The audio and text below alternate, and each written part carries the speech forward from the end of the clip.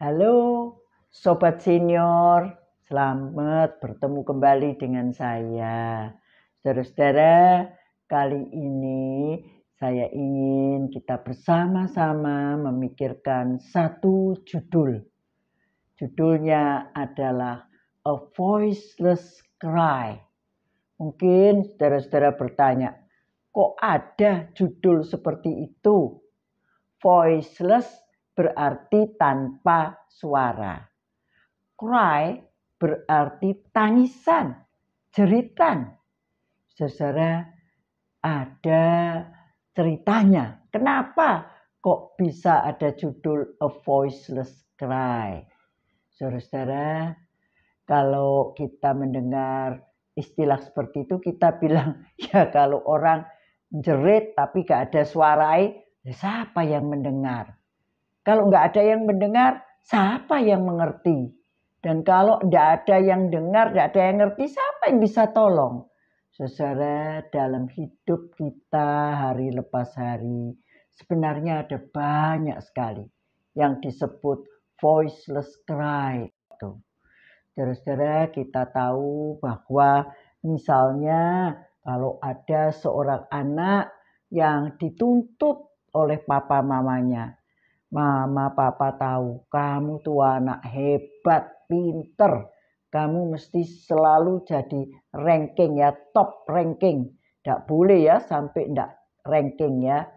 Nah saudara, anak ini belajar dengan giat dan terus menerus bisa mungkin sampai satu titik dia mungkin tidak lagi mampu menjadi top ranking tadi ya. Ketika dia tidak mampu seperti itu, dalam hatinya dia menjerit, aduh ini sudah tidak bisa saya. Tapi ketika dia mengutarakan itu dengan kata-kata kepada papa mamanya, mereka tidak mau mendengarkannya. Mereka tidak memperdulikan apa yang anak ini rasakan dan pikirkan. Yang mereka tuntut adalah, kamu bisa kok, kamu harus ranking. Kalau kamu tidak ranking, kamu bukan anak papa mama. Saudara, anak ini jerit di dalam hatinya. Tapi papa mamanya ketika diomongi tidak mendengarkan.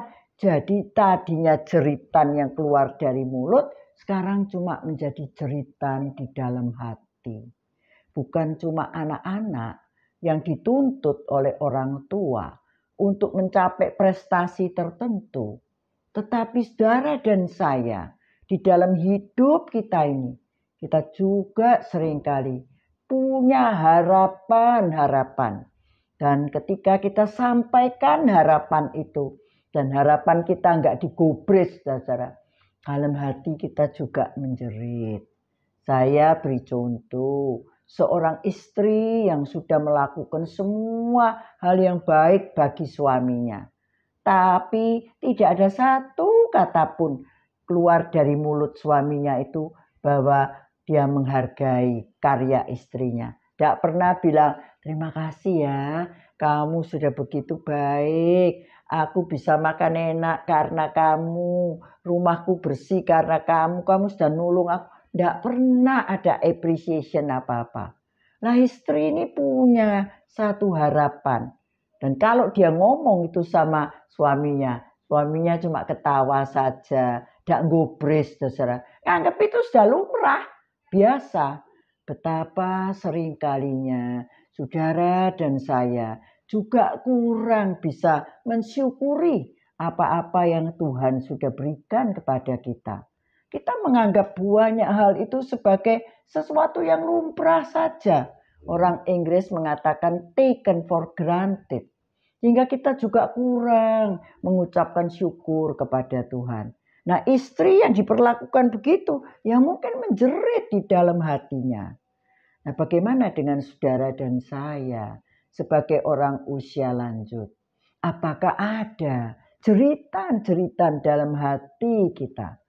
Kalau seorang yang sudah tua kemudian membutuhkan pertolongan orang lain dan orang yang menolong itu tidak memperlakukan kita dengan kasih, tetapi sikapnya kasar karena dia hanya seorang upahan, maka dalam hati kita menjerit. Tapi kalau kita ini mengatakan sesuatu, dia bisa tambah kasar lagi sama kita. Dan kalau kita sampaikan kepada anak kita juga bisa marah. Karena cari orang untuk merawat orang tua juga tidak gampang. Jeritan-jeritan kita sebagai orang tua, kepingin diperlakukan lebih manusiawi, kepingin dicintai, itu ada di dalam hati kita. Tapi kita tidak bisa mengeluarkannya dengan baik. Ada banyak orang tua karena tidak mampu mengeluarkan isi hatinya dengan baik, berubah menjadi orang tua yang jengkelkan, yang membuat anaknya makin tidak senang. Saudara-saudara, inilah realita hidup kita. Kita ini memang sebagai manusia sangat terbatas. Kalau seseorang tidak menjerit dengan suara yang lantang, kita nggak bisa dengar, kita nggak bisa ngerti, dan kita tidak bisa tolong. Tetapi untunglah Tuhan tidak seperti saudara dan saya. Allah yang kita sembah di dalam Yesus Kristus itu adalah Allah yang maha besar, maha kuasa, maha kasih, maha peduli. Karena itu ketika kita merasa kita harus menyampaikan sesuatu, marilah kita menyampaikannya kepada Tuhan. Di dalam Mazmur pasalnya yang ke-62, Mazmur 62, ayatnya yang ke-9, ada ayat-ayat yang menyatakan saudara dan saya boleh menjerit kepada Tuhan, boleh mencurahkan isi hati kita kepada Tuhan. Percayalah kepada Tuhan setiap waktu, hai umat. Di dalam Alkitab dikatakan percayalah kepadanya, kepada Tuhan setiap waktu, hai umat. Curahkanlah isi hatimu di hadapannya. Jadi kalau saudara dan saya sebagai orang usia lanjut punya sesuatu yang ingin kita keluarkan, tapi sulit bagi kita untuk mengatakannya, kita dapat datang kepada Tuhan Allah yang seperti Bapa dan mencurahkan isi hati kita di hadapannya. Allah ialah tempat perlindungan kita. Saudara-saudara, di sekitar kita ada banyak sekali orang tua yang seperti tadi saya katakan, menjerit dalam hati. Mereka yang oleh karena sakit terbaring di tempat tidur terus. Mereka tidak bisa bergerak sendiri. Mereka membutuhkan pertolongan orang. Mereka yang terkena Alzheimer, mereka yang sudah menjadi tidak ingat apa-apa, mereka juga menjerit. Tapi kita bersyukur bahwa di dalam Yesus Kristus, Allah sebagai Bapa mendengar jeritan kita. Dan Dia tidak pernah membiarkan kita sendiri. Itu sebabnya saudara-saudara, marilah kita percaya kepada Tuhan dengan segenap hati setiap waktu. Dan mencurahkan isi hati kita kepada Tuhan. Mempercayai Dia sebagai tempat perlindungan kita. Mari kita berdoa.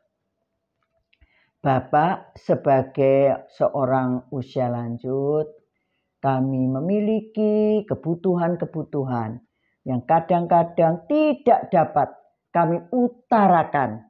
Kami cuma menjerit di dalam hati kami. Tetapi kami bersyukur kepadamu karena Engkau maha mendengar. Meskipun kami tidak bisa mengeluarkan suara, tidak dapat terdengar jeritan kami. Tapi Engkau yang maha mendengar, mengerti, memahami, dan mau menolong kami. Itu sebabnya kami mempercayakan hidup kami sepenuhnya di dalam tangan kasih-Mu. Kami bersyukur karena Engkau ada bagi kami.